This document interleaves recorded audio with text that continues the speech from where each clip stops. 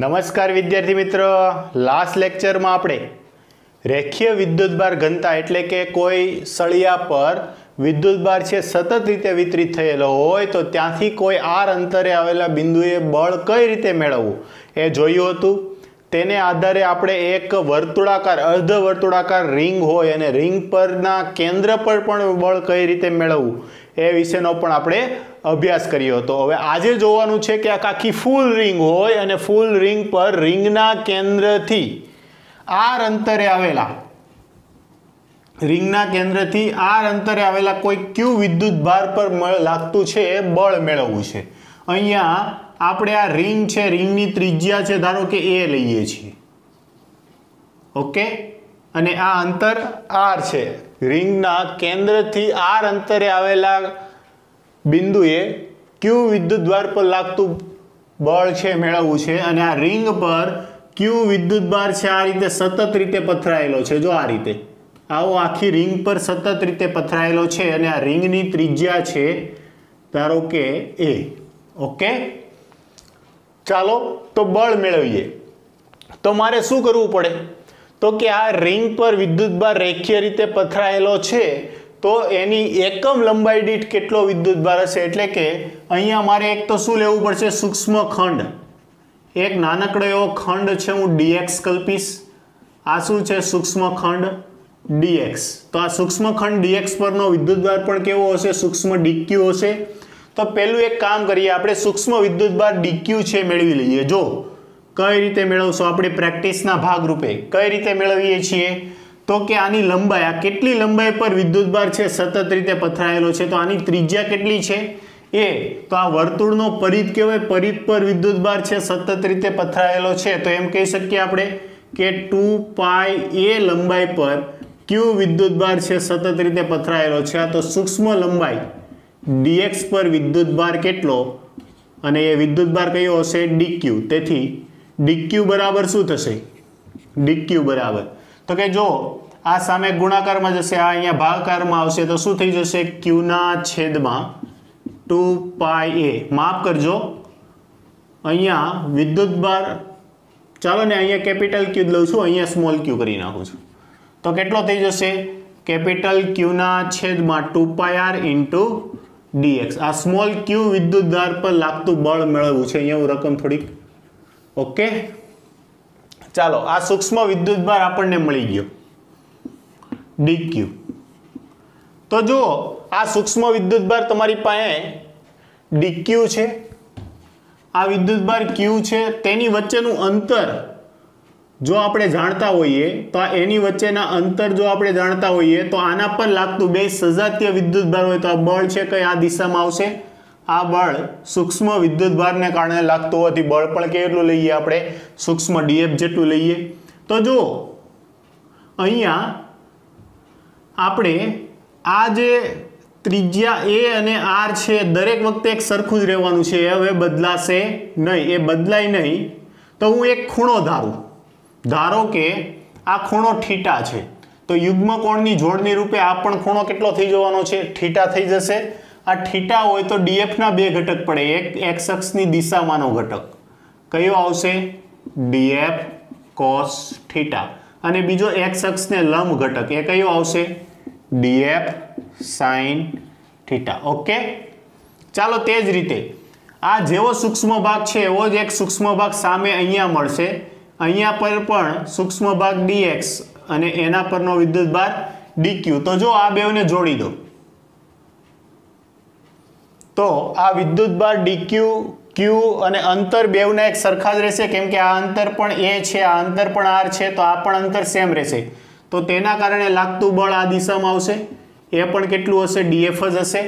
અને આ ખૂણો સેમ કેટલો થવાનો છે, થીટા, તો આ થીટાના બે ઘટક, df ના બે ઘટક પડ્યા, એક df cos થીટા અને બીજો એક સેમ y ઘટક આવશે df sin થીટા।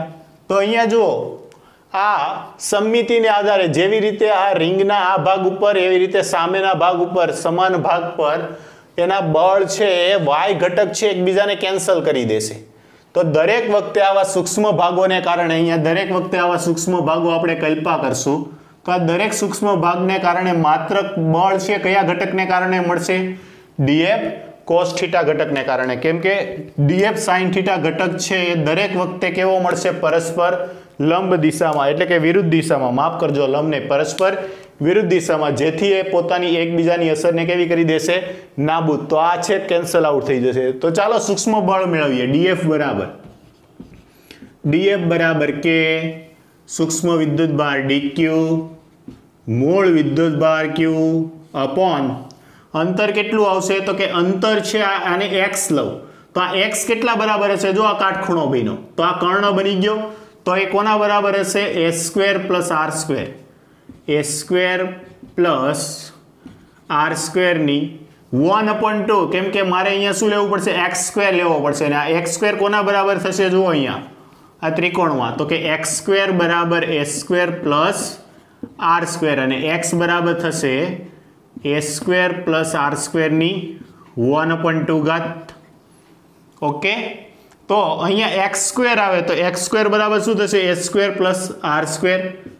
આ સૂક્ષ્મ બળ આવ્યું, અને એમાં પણ ફરી પાછી dq ની જે કિંમત છે અહીંયા મૂકી દો, તો શું થશે? dq બરાબર કે dq બરાબર છે capital Q upon 2πr into q ના છેદમાં a² + r² ઇન્ટુ dx. આ સૂક્ષ્મ બળ df મળ્યું. હવે આ સૂક્ષ્મ બળ df ને હું શું કરું? તો કે આ સમગ્ર એના પરિઘ પર, એટલે કે 2πr લંબાઈ પર એનું શું લઈ લઉં? સંકલન લઈ લઉં, અને સંકલન વખતે માત્ર કયા ઘટકને કારણે બળ મળશે? df cos θ. તો બળ શું થશે? તેથી કુલ બળ અથવા તો આપણે કહી શકીએ નેટ બળ, F net = સંકલન 0 થી 2πa, પરિઘ કેટલો છે? a ત્રિજ્યાથી 2πa into df cos θ ના ઘટકને કારણે મળશે. ઓકે, ચાલો df cos θ, df ની વેલ્યુ આપણી પાસે છે, કેટલી છે? કે કેપિટલ Q સ્મોલ q ના છેદમાં 2πr into a² + r² into dx. અને બીજું શું છે? સાથે cos θ. cos θ ની કિંમત કેટલી થશે? જો આકૃતિ પરથી થીટા, cos θ એટલે પાસેની બાજુના છેદમાં કર્ણ, પાસેની બાજુ કઈ આવશે? r, અને કર્ણ કયો આવશે? તો કે x. x બરાબર આપણી પાસે શું છે? તો કે a² + r² ની 1/2. ઓકે, ચાલો હવે આને વ્યવસ્થિત અરેન્જ કરી લઈએ તો શું થશે? કે કેપિટલ Q સ્મોલ q ના છેદમાં 2πr ઇન્ટુ a² + r² ની 1 અને a² + r² ની 1/2. આધાર સરખા ઘાતનો સરવાળો, તો કેટલી થઈ જશે? 1 + 1/2, 3/2 થઈ જશે. ઓકે, આ આખો છેદ છે into r into dx. Okay, ચાલો આનું શું લેવાનું હતું? માફ કરજો, અહીંયા સંકલન લખતા ભૂલી ગયો. સંકલન.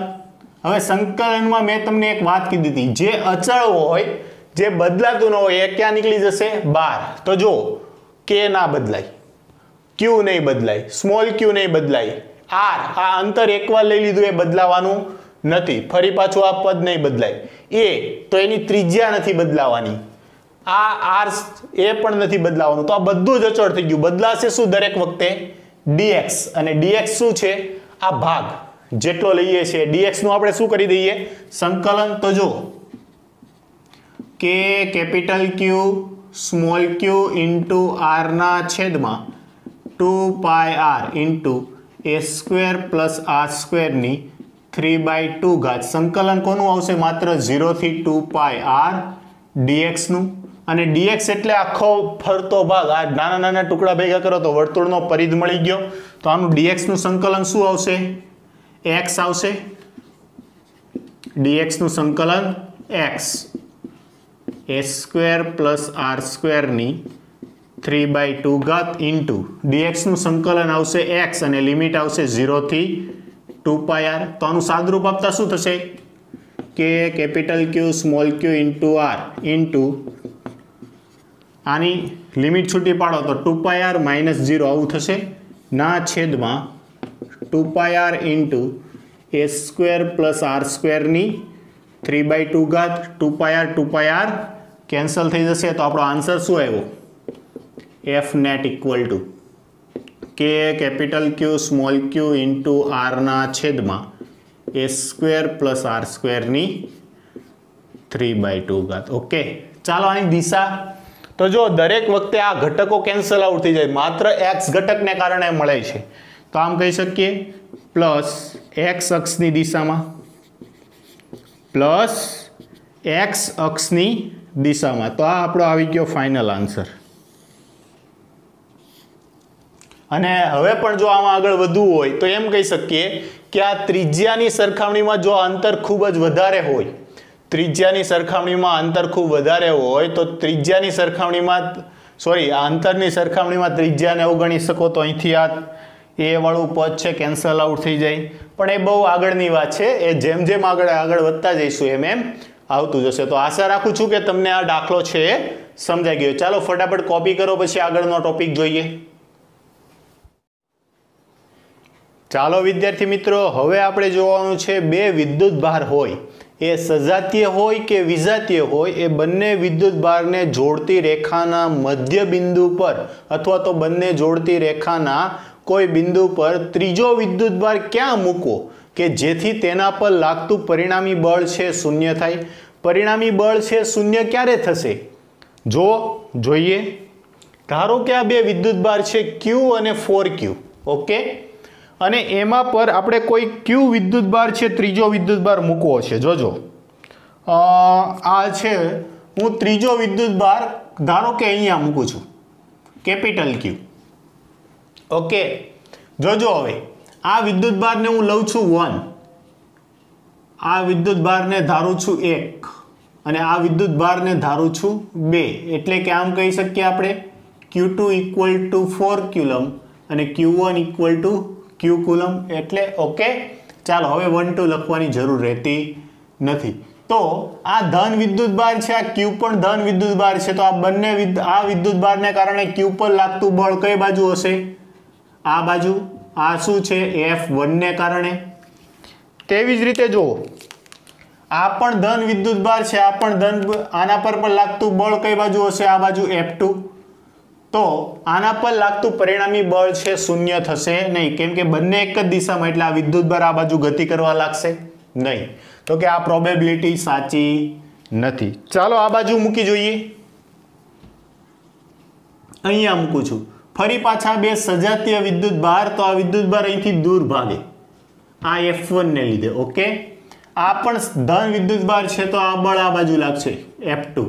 તો આ એક જ દિશામાં થઈ ગયા, તો પરિણામી બળ છે શૂન્ય થશે. ધારો કે ત્રીજી પ્રોબેબિલિટી વિચારીએ કે અહીંથી ધારો કે આ રીતે લંબ રૂપે અહીંયા કોઈ બિંદુ છે, ત્યાં હું Q વિદ્યુત ભાર મૂકું. ધારો કે આ બંને રેખા છે એને બરોબર મધ્ય બિંદુ, એટલે આ અંતર છે L/2 થઈ ગયું. આ અંતર પણ કેટલું થઈ જશે? L/2. અને અહીંથી નાના એવા સૂક્ષ્મ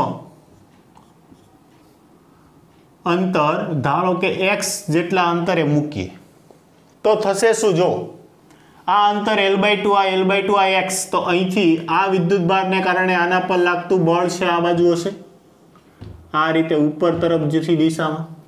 આ વિદ્યુત ભાર ધન છે, આ ધન છે, તો આના પર લાગતું બળ અહીંથી દૂર તરફ જતી દિશામાં, એટલે આ દિશામાં. આ પણ F હશે, આ F2 હશે, આ F1 હશે, પણ બળ છે બંને એક સરખા જ થશે, વિદ્યુત ભાર સરખા છે તો આ રીતે. હવે જુઓ તમે, આ અંતર સરખા થશે બંને માટે, કેમ કે આ ખૂણો થીટા, તો આ ખૂણો પણ કેટલો થઈ જવાનો છે? થીટા. તો આ બળના બે ઘટક પડશે. કેટલા ઘટક પડશે? 2. F1 નો એક ઘટક, આ ખૂણો થીટા હોવાથી અહીંથી આ રીતે જોઈએ, જો આ ખૂણો થીટા હોય તો આ પણ થીટા થશે, આ પણ થીટા થશે. તો આ F1 ના બે ઘટક પડ્યા, F1 cos થીટા, અને આ શું આવશે? F1 sin theta. તેવી જ રીતે આ F2 ના પણ બે ઘટક પડશે, શું આવશે? F2 cos થીટા અને આ F2 sin થીટા. તો થશે શું? જો અહીંયા બળ F1 અને F2 સરખા થશે, કેમ કે વિદ્યુત ભાર સરખા, સોરી માફ કરજો, વિદ્યુત ભાર અલગ અલગ છે, એટલે આ શું થશે? તો કે આ છે આમ પણ ભાગશે અને ઉપર પણ ભાગશે, તો આ સ્થાયી સંતુલનમાં રહેશે નહીં, કેમ કે આ પરિણામી બળ આમ ઉપર છે, આ રીતે ભાગતું જશે, તો આ અહીંયા પણ સ્થાયી સંતુલનમાં રહેશે નહીં. સ્થાયી સંતુલનમાં જ્યાં છે ત્યાં જ રહેવું જોઈએ, એ પછી હલશે નહીં. તો જો હવે ત્રીજી સંભાવના એ વધે કે આ બંને વિદ્યુત ભારને જોડતી રેખા પરના કોઈ એક બિંદુ હું ધારો કે અહીંયા છે, હું Q વિદ્યુત ભાર મૂકી દઉં, કેમ કે અહીંયા પણ આ શક્ય થતું નહોતું, અહીંયા મૂક્યું અને અહીંથી આ અંતર લઉં છું, ધારો કે Q1 વિદ્યુત ભારથી x અંતરે. જો આ Q1 વિદ્યુત ભારથી x અંતર હોય તો આ 4Q વિદ્યુત ભારથી આનું અંતર કેટલું થઈ જશે, તો કે આખું L છે એમાંથી x જાય, L માઇનસ x અંતરે. ઓકે, જો હવે બળની સંભાવના જોઈ લઈએ. આ Q વિદ્યુત ભાર છે, બે ધન વિદ્યુત ભાર હોવાથી આના પર લાગતું બળ આ દિશામાં, આ બળ કોના કારણે છે, તો કે Q1 વિદ્યુત ભારને એટલે કે F1 બળ. આ બે સજાતીય વિદ્યુત ભાર હોવાથી આના પર લાગતું બળ આ દિશામાં, આ F2. તો જો બંને બળ છે હવે જો સમાન મૂલ્યના થઈ જાય તો આના પર લાગતું નેટ બળ છે શૂન્ય થઈ જાય. એટલા માટે આ અંતર ધારો કે x છે અને x આપણે મેળવી લઈએ, કેટલા અંતરે થાય છે જોઈ લઈએ. બીજું જોવો કે બળ કુલમનો નિયમ F ચલે છે Q1 Q2 upon r square, એટલે એમ કહી શકીએ કે F ચલે છે Q square upon r square. એટલે કે જે વિદ્યુત ભારનું મૂલ્ય વધારે હોય તો એનું અંતર પણ વધારે હોવું જોઈએ, અને જેનું મૂલ્ય નાનું હોય એનું અંતર પણ કેવું હોવું જોઈએ, ઓછું હોવું જોઈએ. તો જો આ વિદ્યુત ભાર Q અને 4Q બેમાંથી નાનો વિદ્યુત ભાર કયો, તો કે Q. તો કે આ વિદ્યુત ભારનું મૂલ્ય નાનું છે તો અંતર પણ ઓછું હોવું જોઈએ આના અનુસાર. આ વિદ્યુત ભારનું મૂલ્ય વધારે છે તો અંતર પણ કેવું હોવું જોઈએ, વધારે, તો જ આ F છે અચળ રહેશે. અને અચળ રહે તો સમાન મૂલ્ય અને દિશા પરસ્પર વિરુદ્ધ, તો શું થઈ જવાનું છે, નેટ બળ છે 0 થઈ જશે, એટલે કે આના પર લાગતું કુલ બળ છે શૂન્ય થતા એ સંતુલનમાં છે એવું કહેવાય. તેથી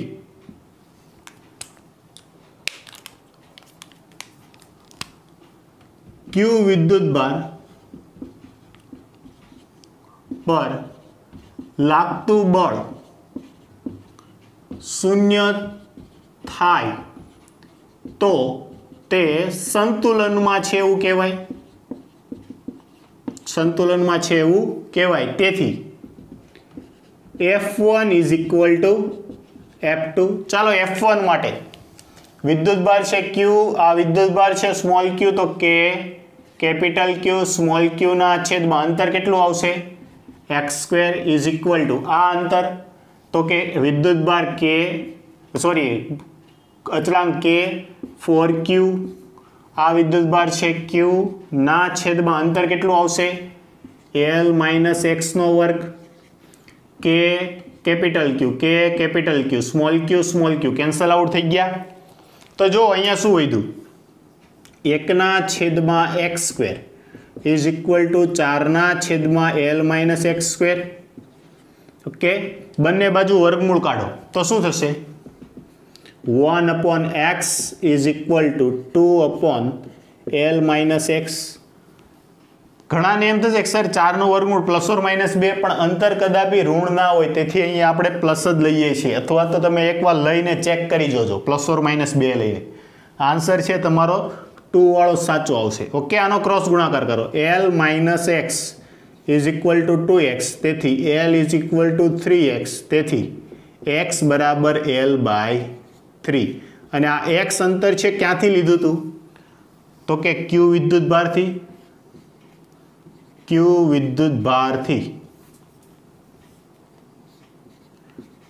વિદ્યુત ભારથી અંતર. ઓકે, ચાલો તેવી જ રીતે જો આ Q2 વિદ્યુત ભાર એટલે કે 4Q વિદ્યુત ભારથી અંતર જોઈએ તો L માઇનસ x છે, તો કે 4Q વિદ્યુત ભારથી અંતર બરાબર L માઇનસ x, તો L માઇનસ x કેટલું છે, L બાય 3, લસા લ્યો 3L માંથી L જાય, 2L બાય 3. આ અંતરને x ડેશ વડે દર્શાવી દો, તો આ x ડેશ આવ્યું એ શું આવ્યું, 4Q વિદ્યુત ભારથી અંતર, એટલે કે આ ક્યુ વિદ્યુત ભારથી જો L/3 અંતરે મૂકું તો આના પર લાગતું નેટ બળ એટલે કે કેપિટલ ક્યુ પર લાગતું નેટ બળ છે કેટલું થઈ જશે? 0 થઈ જશે. ઓકે, ચાલો હવે આવો ને આવો બીજો એક પ્રેક્ટિસ કરીએ. અહીંયા જો તમે ધ્યાન આપ્યું હોય તો આ બંને વિદ્યુત ભારો કેવા છે? સજાતીય છે, એટલે કે ધન ધન જ છે. ઓકે, બીજું કે આ બળ છે આપણને આ બંને વિદ્યુત ભારને જોડતી રેખા પર જ ક્યાંય સ્થાયી સંતુલન મળશે, ઉપર ક્યાંય મળશે નહીં.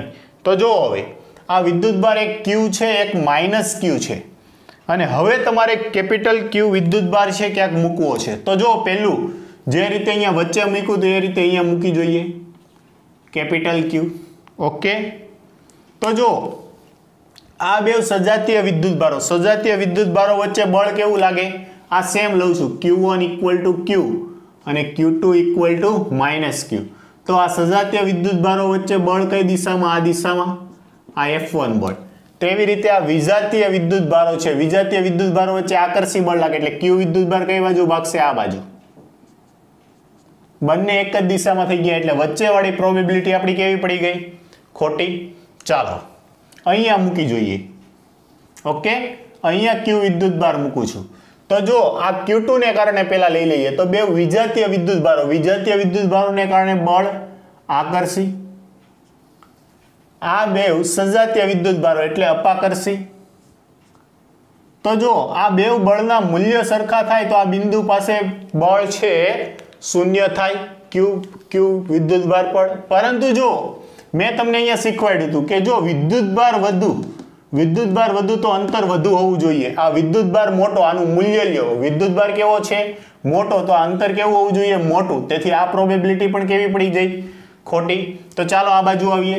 ધારો કે આ Q1 વિદ્યુત ભારથી અહીંયા x જેટલા અંતરે કોઈ Q વિદ્યુત ભાર છે હું કન્સિડર કરું છું, Q1 થી x જેટલા અંતરે. ઓકે, તો જો આ Q2 વિદ્યુત ભારથી આ અંતર કેટલું થઈ જશે? Q2 થી તો આ અંતર થશે, આ એક તો પહેલે એકબીજાથી કેટલા અંતરે હતા?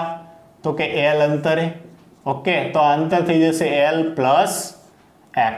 ઓકે, ચાલો હવે જોઈએ. તો આ Q વિદ્યુત ભાર છે તો આ સજાતીય છે એટલે આ અપાકર્ષી બળ F1, અને આ બે વિદ્યુત ભારો કેવા છે? વિજાતીય એટલે આના પર આકર્ષી બળ F2. તો અહીંયા કદાચ થાય. ઓકે, અને એ અંતર કેટલું છે? x અંતરે. તો ફરી પાછું સંતુલન માટે શું થશે? F1 equal to F2. ચાલો F1 માટે તો પહેલા આ બળ લઈએ કે વિદ્યુત ભાર છે કેપિટલ Q, સ્મોલ q ના છેદમાં અંતર કેટલું છે? x² is equal two k. આ વિદ્યુત ભાર કેટલો છે? તો કે -9q. પણ કુલમના નિયમમાં આપણે શું લઈએ છીએ? મૂલ્ય લઈએ છીએ એટલે 9q ઇન્ટુ આ કેટલા છે? q અપોન અંતર કેટલું થશે? L plus x whole square. Capital Q k capital Q small q, k capital Q small q. તો શું વધ્યું? 1/x² is equal two 9/L plus x². Okay, બે બાદથી વર્ગમૂળ કાઢો તો શું થઈ જવાનું છે? અથવા ક્રોસ ગુણાકાર કરી દો. ચાલો, L plus x whole square is equal two 9x². બંને બાજુ વર્ગમૂળ લેતા L plus x is equal two 3x. therefore L is equal two 2x. તો કે અહીંથી તમારે કેટલાય મૂકવું પડે? 2x, અને x ને સબ્જેક્ટ બનાવો, x ઇક્વલ ટુ L/2. આ કેનાથી આવ્યું? તો કે અહીંયા તમે એમ લખી શકો કે Q વિદ્યુત ભારથી અંતર. ઓકે, ચાલો એવું લઈ લઈએ આપણે બીજું. કયા વિદ્યુત ભારથી લઈએ? તો કે 4q વિદ્યુત ભારથી અંતર, સોરી -9q વિદ્યુત ભારથી અંતર. તો આ કેટલું છે? L plus x. તો નવું અંતર x' is equal two L plus x, L plus L/2 કેટલું થઈ જશે? 3L/2. અને આ x' ક્યાંથી છે? તો કે x' છે -9q વિદ્યુત ભારથી, -9q વિદ્યુત ભારથી અંતર. ઓકે, તો આ રીતે આપણને બે વિદ્યુત ભારને જોડતી રેખા પર ક્યાં આપણને નેટ બળ એટલે પરિણામી બળ છે શૂન્ય મળે કે જેથી એક વિદ્યુત ભાર છે સંતુલનમાં રહે એનો ખ્યાલ આવે. તો આ બંને દાખલા ઉપરથી આપણે એક વાત છે એ સમજવા મળી કે જો બંને વિદ્યુત ભારો સજાતીય છે તો ત્રીજો વિદ્યુત ભાર છે બંને વિદ્યુત ભારને જોડતી રેખા પર વચ્ચે મૂકવાનો. ઓકે, જો બંને વિદ્યુત ભારો વિજાતીય છે તો ત્રીજો વિદ્યુત ભાર છે બંને વિદ્યુત ભારને જોડતી રેખા પર બે વિદ્યુત ભારથી બહાર તરફ. તો જો એ વસ્તુ છે અહીંયા નોટ ડાઉન કરેલી છે કે ત્રીજા વિદ્યુત ભારને બે વિદ્યુત ભારને જોડતી રેખા પર જો સજાતીય વિદ્યુત ભારો હોય, આ જે ઓલરેડી આપેલા વિદ્યુત ભારો સજાતીય હોય તો બંને વિદ્યુત ભારોની વચ્ચે મૂકવું. ઓકે, અને જો વિજાતીય હોય તો વિજાતીય માટે બંને વિદ્યુત ભારથી બહાર તરફ. અને હવે આ એક નવો મુદ્દો, પણ ક્યાં તો કે નાના વિદ્યુત ભારના મૂલ્યની નજીક. ક્યાં મૂકશું? નાના વિદ્યુત ભારના મૂલ્યની નજીક. જો આ બેમાં નાનું મૂલ્ય કોનું? આનું, આની નજીક મૂકવું. આ બેમાં નાનું મૂલ્ય કોનું? તો કે આનું, આની નજીક મૂકવું. ઓકે, તો કે આ એક ખાસ નોટ ડાઉન કરજો. એટલે આ નોટ છે એ તમે ઉતારી લેજો કે બે વિદ્યુત ભારને જોડતી રેખા પર આપણને ત્રીજો વિદ્યુત ભાર મૂકતા તેના પર લાગતું પરિણામી બળ છે શૂન્ય થશે એટલે કે સંતુલનમાં મળશે. પણ જો આ બંને વિદ્યુત ભારો સજાતીય હોય તો એની વચ્ચે કોઈ બિંદુ પર અને વિજાતીય હોય તો તેના બહારના બિંદુ પર. ઓકે, ચાલો ઉતારો. પછી આને લીધે એક કોમન સૂત્ર છે એ તારવી લઈએ અને એક આની પ્રેક્ટિસ કરી લઈએ. ઓકે, તો હમણાં આપણે જોયું કે બે વિદ્યુત ભારો જો સજાતીય હોય તો ત્રીજા વિદ્યુત ભારને એ બંને વિદ્યુત ભારને જોડતી રેખાના વચ્ચે મૂકી દેવામાં આવે તો તેના પર લાગતું પરિણામી બળ શૂન્ય. અને જો એ વિજાતીય હોય તો નાના વિદ્યુત ભાર મૂલ્યની નજીક બહાર તરફ મૂકવામાં આવે. હવે એનું એક સામાન્ય સૂત્ર છે, આપણે તારવી લઈએ. ધારો કે આ બે વિદ્યુત ભાર છે Q1 અને Q2 એકબીજાથી r અંતરે રહેલા છે. એમાં Q2 ગ્રેટર દેન Q1 છે, આ શરતનું પાલન થવું જોઈએ. આ વિદ્યુત ભાર Q2 છે કેવો છે? મોટો છે. જો મોટો હોય તો ત્રીજા વિદ્યુત ભારને જો સજાતીય વિદ્યુત ભાર હશે Q1 અને Q2 કેવા હશે? સજાતીય. તો ત્રીજો વિદ્યુત ભાર છે હું Q અહીંયા મૂકીશ એ Q1 થી x જેટલા અંતરે. અને જો આ બે વિજાતીય હશે, વિજાતીય એટલે ઋણ હશે, તો આ ત્રીજા વિદ્યુત ભારને હું અહીંયા મૂકીશ આ બહાર તરફ x1 Q1 થી x અંતરે. તો પહેલી સંભાવના લઉં છું કે ધારો કે આપણે સજાતીય લીધા તો એટલા x અંતરે, તો એના માટે આ અંતર x, તો આ નવું અંતર કેટલું આવશે? તો કે r - x. તમને જો l ને બદલે કેમ r લઈ લીધું કે સામાન્ય રીતે અંતરને આપણે r વડે દર્શાવીએ છીએ, સામાન્ય સૂત્રમાં અહીંયા r વાપર્યું. તો આ કોના માટે મેં કર્યું? આ જે છે આના માટે છે. ઓકે, તેવી રીતે જો વિજાતીય હોય તો આના માટે લો તો આ અંતર, નવું અંતર કેટલું થઈ જશે?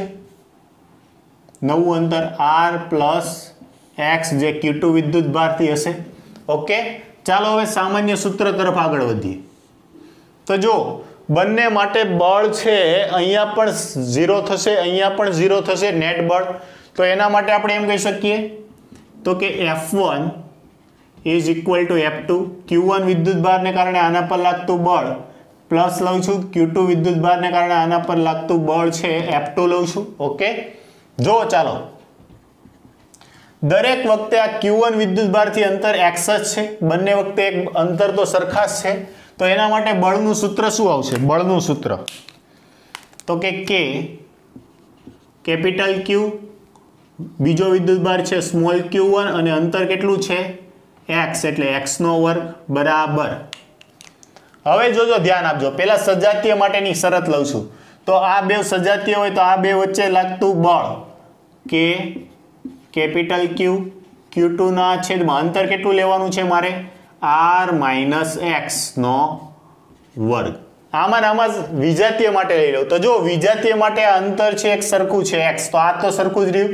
પણ વિજાતીય માટે Q2 વિદ્યુત ભારથી અંતર બદલાઈ જશે. કેટલું થશે? r + x.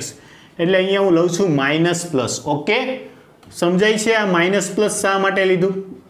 ચાલો K capital Q cancel out થઈ જશે. આ r - x આ ભાગાકારમાં છે, સામે જશે તો ગુણાકારમાં જશે. તો આવું થઈ જશે આર માઇનસ પ્લસ એક્સ આખાનો વર્ગ છેદમાં એક્સ સ્ક્વેર તો હતો જ તે, તેવી રીતે અહીંયા Q2 તો હતું જ તે. આ બેવના સ્થાન અદલા બદલી કર્યા તો Q1 ક્યાં આવી ગયું? અહીંયા આવી ગયું. બંને બાજુ વર્ગમૂળ કાઢો. વર્ગમૂળ કાઢતા શું થશે? આર માઇનસ પ્લસ એક્સ ના છેદમાં એક્સ બરાબર અંડર રૂટ Q2 Q1. આ આર ભાગાકારમાં છે, સામે જશે તો ગુણાકારમાં જશે, તો આવું થશે R minus plus is equal to, sorry માફ કરજો, R minus plus X is equal to under root Q2 Q1 into X. આ ભાગાકારમાં તો સામે ગુણાકારમાં આવી ગયો. આ પદ બરાબરની સામેની બાજુ જાય તો માઇનસ પ્લસનું શું થઈ જશે? Plus or minus. તો આવું થશે. તેથી r is equal to under root Q2 Q1 into x.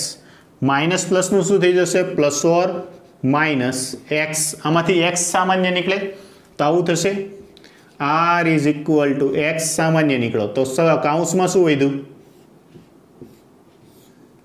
Under root Q2 upon Q1. અહીંથી પ્લસ ઓર માઇનસ એક્સ જતો રહે તો શું વધશે? 1. એક્સને સૂત્રનો કરતા બનાવો. એક્સને સૂત્રનો કરતા બનાવતા શું થશે? એક્સ ઇઝ ઇક્વલ ટુ આરના છેદમાં under root Q2 upon Q1 plus or minus 1. આ છે એક્સ અંતર માટેનું ફાઇનલ સૂત્ર મળી ગયું આપણને. Q1 વિદ્યુતભારથી અંતર એક્સ માટેનું સૂત્ર મળી ગયું. ઓકે, તો અહીંયા ક્યારે તમારે પ્લસ લેવું અને ક્યારે માઇનસ લેવું? તો જો પહેલાં અહીંયા આપણે માઇનસ લીધું. કોના માટે લીધું? સજાતીય માટે. તો કે આ સૂત્રમાં તમે પ્લસ લેશો. કોના માટે? તો કે સજાતીય વિદ્યુતભારો માટે. અને માઇનસ લેશો કોના માટે? વિજાતીય વિદ્યુતભાર માટે. ઓકે, તો આ છે તમારે ખાસ યાદ રાખવાનું છે. આને યાદ રાખવા માટે એક કામ કહીએ, વિજાતીય માટે માઇનસ, તો આને વીમા તરીકે પણ યાદ રાખી શકો. વિજાતીય માટે માઇનસ. ઓકે, તો આ થઈ ગયું સામાન્ય સૂત્ર. એક્સ ઇઝ ઇક્વલ ટુ આરના છેદમાં under root Q2 upon Q1 plus or minus 1. અને જો બીજું પણ આ Q2 છે આપણે મોટો કીધો, Q1 કરતાં મોટો, તો આ મોટો હશે, મોટો ભાગ્યા નાનું, તો આનો ભાગાકાર છે કંઈક મોટો આવશે. એનું વર્ગમૂળ કાઢશો તો એ પ્લસ ઓર માઇનસ આમાંથી 1 થશે. પણ જો નાનો થઈ ગયો તો વિચારી જોજો. ઓકે, ચાલો હવે આ સૂત્ર છે એ કામ આપે છે કે નહીં આપણે તાર્યું. એના માટે એક કન્ફર્મેશન માટે એક દાખલો જોઈએ. ધારો કે બે વિદ્યુતભાર આપેલા છે આપણને, Q1 ઇક્વલ ટુ 2 માઇક્રોકુલમ અને Q2 ઇઝ ઇક્વલ ટુ -8 માઇક્રોકુલમ એકબીજાથી 30 સેન્ટીમીટરના અંતરે મૂકેલા છે. હવે આ બે વિજાતીય છે એટલે ત્રીજો વિદ્યુતભાર Q ઇક્વલ ટુ 5 માઇક્રોકુલમ એને આપણે Q1 થી x જેટલા અંતરે મૂકીએ છીએ તો આ x કેટલું હશે એ આપણે મેળવવાનું છે. તો જો ચાલો પહેલા સાદી રીત જે આ છે એના આધારે સોલ્વ કરી લઈએ ને પછી આ કોમન સૂત્ર છે વાપરીને જોઈ લેશું. બંને રીત દ્વારા સેમ આવે છે. તો જો પહેલા સીધી રીત દ્વારા એટલે કે ડાયરેક્ટ. તો જો આ Q1 વિદ્યુતભારથી આનું અંતર કેટલું? તો કે આના પર લાગતું બળ F1 is equal two F2. F1 equal to કેટલું થશે? K, capital Q. આ વિદ્યુતભાર Q1 ના છેદમાં અંતર x² is equal two F2 માટે આના માટે K, કેપિટલ Q. Q2 ના છેદમાં અંતર કેટલું થઈ જશે? તો કે આ બેવનો સરવાળો એટલે કે R પ્લસ એક્સ. ઓકે, શું થશે? R plus x whole square. જો K capital Q, K capital Q cancel out થઈ ગયા.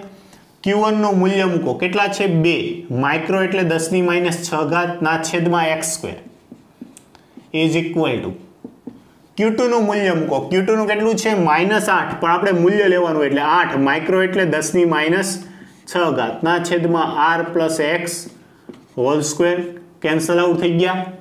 આ કેટલાય ભાગ ચાલશે?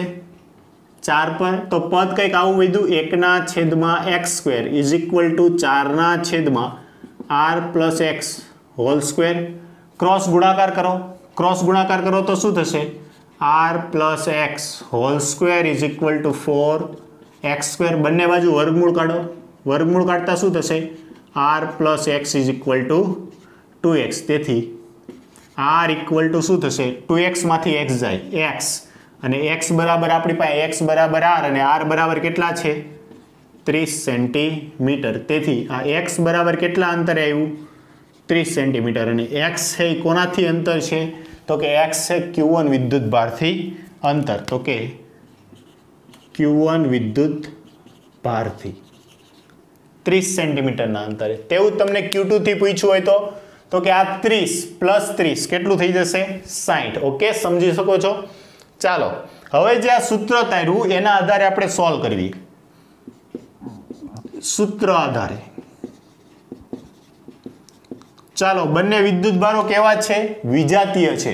તો આ સૂત્રમાં વિજાતીય હોય ત્યારે માઇનસ લેવાનું છે. તો સૂત્ર છે x = r upon √ q2 upon q1 -1. Okay, ચાલો વેલ્યુ મૂકો. r બરાબર આપણી પાસે કેટલા છે 30 સેન્ટીમીટર છે. સેન્ટીમીટર માટે 10⁻2 ઘાત લઉં √ q2 upon q1. q2 કેટલા છે 8 માઇક્રો એટલે 10⁻6 ના છેદમાં q1 કેટલા છે 2 10⁻6 માઇનસ વિજાતીય માટે -1. ચાલો 10⁻6 4 નું વર્ગમૂળ કેટલું આવશે 2 2 માંથી 1 જાય એટલે 1. તો કેટલા આવ્યા 30 × 10⁻2 ઘાત મીટર બરાબર 30 સેન્ટીમીટર. જો આવી ગયું x કેટલું આવ્યું 30. જો અહીંયા 4 વડે ભાગ આલે 4 નું વર્ગમૂળ 2 2 માંથી 1 જાય એટલે 1 લખો કે ના લખો કઈ ફરક પડે નહીં. છેદમાં 1 લખો કે ના લખો. તો x બરાબર કેટલા આવ્યા 30 સેન્ટીમીટર. જો આવ્યા બંને આન્સર સેમ. તેથી આ એક સૂત્ર છે ખાસ તમારી સોનાની પેટી છે ને, સોનાની પેટીમાં પૂરીને મૂકી દેજો કે જેથી કરીને સમય આવે આપણે એને બહાર કાઢી શકીએ. ઓકે, સજાતીય માટે પ્લસ વિજાતીય માટે માઇનસ. વીમો છે ને ભાઈ, તો આ સૂત્ર યુઝ કરજો. ઓકે, તો આશા રાખું છું કે તમને સમજાઈ ગયું હશે.